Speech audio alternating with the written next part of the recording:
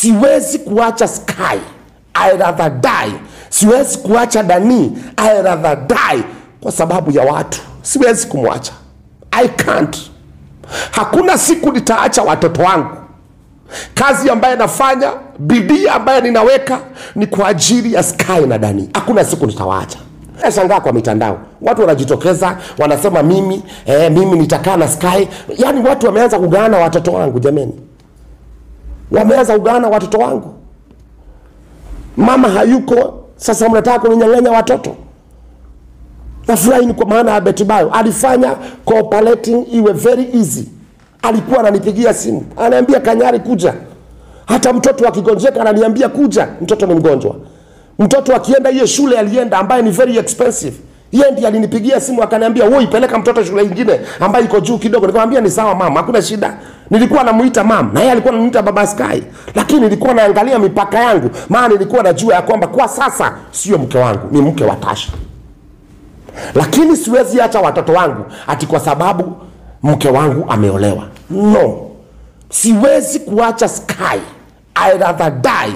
Siwezi kuacha Dani, I rather die kwa sababu ya watu. Siwezi kumwacha, I can't. Hakuna siku nitaacha watoto wangu. Kazi ambayo nafanya, bidii ambayo ninaweka ni kwa ajili ya Sky na Dani. Hakuna siku nitawaacha. Na hakuna siku ambayo nitasema Tash asikuja kusalimia Sky na Dani. Ameruhusiwa. Ameruhusiwa kabisa, na Tash is my friend. Na aheshimiwe. Everybody, you have to respect that man. Amekaa na mama ya watoto wangu, na amekaa na watu wawili.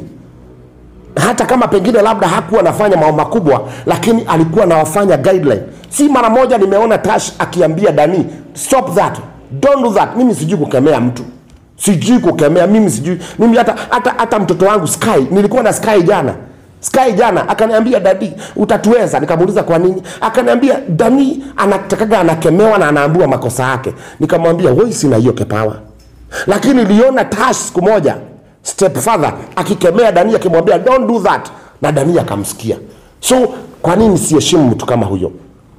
So mimi ningependa kusema wanaume wote wale wamezaa nje, any man learn from me. Learn from me.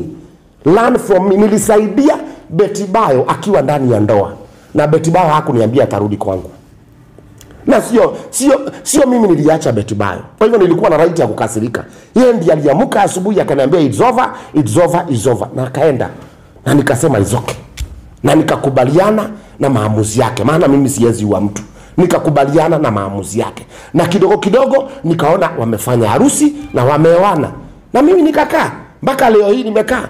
Hata saa hii nikienda kumzika mama ya watoto wangu, sitamzika nikiwa na bibi, nitamzika nikiwa peke yangu.